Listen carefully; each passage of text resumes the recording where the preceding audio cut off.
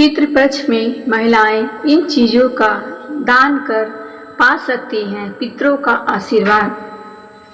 देवघर के ज्योतिषाचार्य ने बताया कि पितृपक्ष में जितना पिंडदान, श्राद्ध और तर्पण का महत्व है, उतना ही दान का भी महत्व माना गया है। पितृपक्ष में जितना पिंडदान, श्राद्ध और तर्पण का महत्व है, उतना ही दान का भी महत्व माना गया है। जो महिलाएं पितरों की आत्मा की शांति के लिए पिंडदान नहीं कर सकती हैं, वे दान कर पितरों से आशीर्वाद प्राप्त कर सकती हैं। तो आइए जानते हैं देवघर आचार्य से कि पितृपक्ष में महिलाओं को क्या दान करना चाहिए। घर में नहीं है पुरुष तो महिलाएं करे दान। देवघर के प्रसिद्ध ज्योतिष आचार्य पंडित नंदकिशोर मुद्गल ने बताया कि पितृपक्ष में पितरों की आत्मा की शांति के लिए पिंडदान, तर्पण या श्राद्ध किया जाता है, जिससे पितृ प्रसन्न होते हैं और परिवार के लिए सुख समृद्धि का आशीर्वाद देकर वैकुंठ चले जाते हैं। वही अगर जिनके घर में पुरुष नहीं हैं और किसी कारण महिलाएं भी गया जाकर पिंडदान नहीं कर सकती हैं, तो वे पितृ को प्रसन्न करने के लिए कुछ वस्तुएं अगर गरीब या ब्राह्मण को दान कर दे तो पितृ के आशीर्वाद से घर में आर्थिक स्थिति अच्छी रहेगी, परिवार में खुशी का माहौल बना रहेगा, संपत्ति वंश में बढ़ोतरी होगी। महिलाएं इन सब चीजों का कर सकती हैं दान। पितृपक्ष के दिनों में महिलाओं को अपने पितरों को प्रसन्न करने के लिए केला दान करना चाहिए। केले का फल भगवान विष्णु को अति प्रिय है और मोक्ष प्रदान करने वाले भगवान विष्णु ही हैं। इसलिए पितरों को प्रसन्न करने के लिए केला दान कर सकते हैं। इसके अलावा महिलाएं अगर किसी गरीब या ब्राह्मण को अपने घर में दक्षिण दिशा की ओर मुंह कर बैठाकर भोजन कराएं तो पितृ प्रसन्न होते हैं। उनके आशीर्वाद से घर में सुख समृद्धि बनी रहती है। सफेद मिठाई का करे दान। सफेद मिठाई पितृपक्ष के दिनों में पितरों के नियमित गरीबों को दान करें। पितरों को सफेद रंग बहुत पसंद होता है। सफेद रंग सकारात्मक का प्रतीक है। मान्यता है कि सफेद मिठाई पाकर पितृ प्रसन्न होते हैं, इसलिए पितृपक्ष में सफेद मिठाई का दान करें।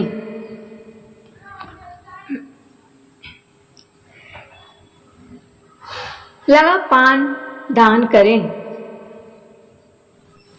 पितृपक्ष के दिनों में पितरों की आत्मा की शांति के लिए लगा हुआ पान किसी गरीब या ब्राह्मण को अवश्य दान करें। जब आप लगा हुआ पान दान करते हैं तो घर में संपत्ति की वृद्धि होगी, धन की कमी नहीं होगी। दही का दान भी कर सकते हैं। ऐसा करने से घर में शांति हमेशा बनी रहेगी।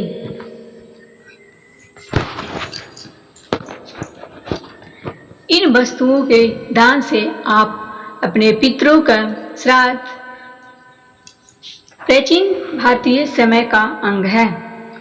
श्राद्ध यानी श्राद्ध से किया गया कार्य पितरों के लिए श्रद्धा से किए गए मुक्ति कर्म को श्राद्ध कहते हैं तथा तीर्थ करने की क्रिया और देवताओं, ऋषियों या पितरों को कुंडल या तिल मिश्रित जल अर्पित करने की क्रिया को तर्पण कहते हैं। तर्पण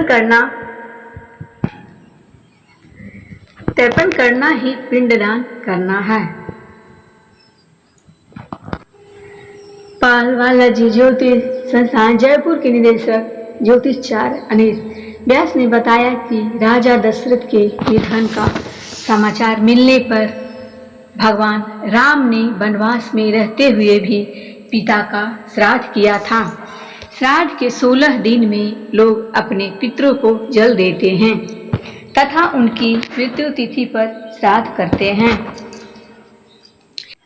ऐसी मान्यता है कि पितरों का ऋण श्राद्ध द्वारा चुकाया जाता है। वर्ष के किसी भी मास तथा तिथि में स्वर्गवासी हुए पितरों के लिए पितृपक्ष की उसी तिथि को श्राद्ध किया जाता है। पूर्णिमा पर देहांत होने से भाद्रपद शुक्ल पूर्णिमा को श्राद्ध करने का विधान है। इसी दिन से महालय श्राद्ध का प्रारंभ भी माना जाता है। श्राद्ध का अर्थ है श्रद्धा से जो कुछ दिया जाए।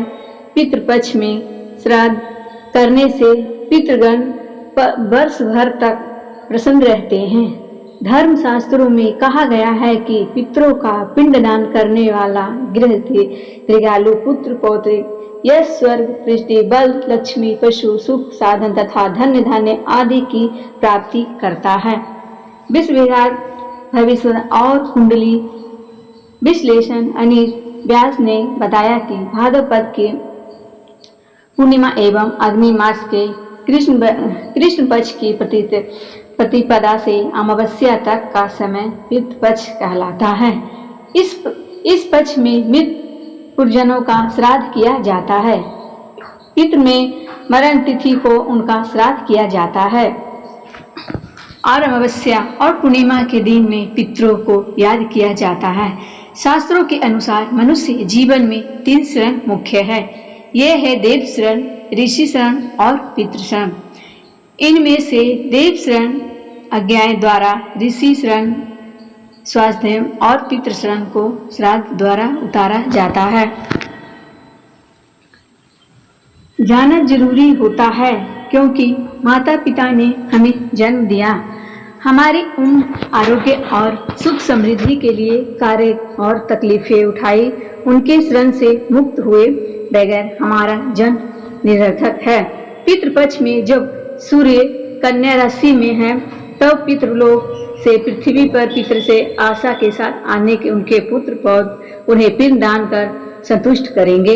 ऐसा न होने पर अति इच्छा लेकर लौटे पितृ दुखी या बुरी शक्ति के अधीन हो जाते हैं, जिसके चलते बुरी शक्तियों द्वारा पितरों के माध्यम से पूर्वजनों को कष्ट देने की आशंकाएं बढ़ जाती है।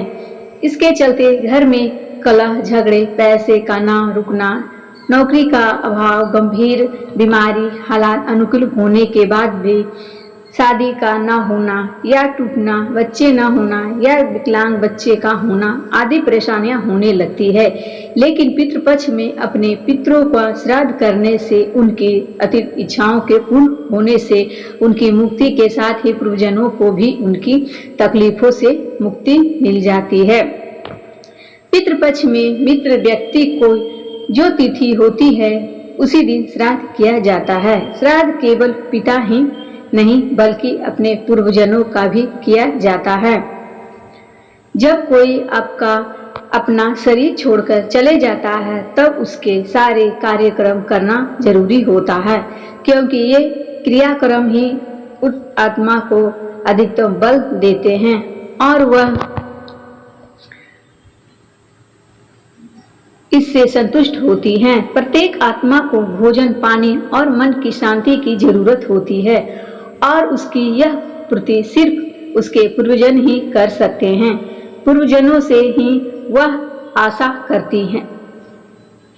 विश्वभारत और कुंडली विशेषज्ञ अनिश व्यास ने बताया कि श्राद्ध में पितरों को आशा रखती हैं कि हमारे पुत्र पौत्र हमें पिंडदान तथा तिंजलिम प्रदान कर संतुष्ट करेंगे। इसी आशा के साथ वे पितृलोक से पृथ्वी लोक पर आते हैं। तो फ्रेंड्स, आज की वीडियो बस इतना ही। अगर मेरी वीडियो पसंद आए तो लाइक एवं सब्सक्राइब जरूर करें और कमेंट बॉक्स में राधे राधे जरूर लिखें। वीडियो के अंत तक बने रहने के लिए धन्यवाद।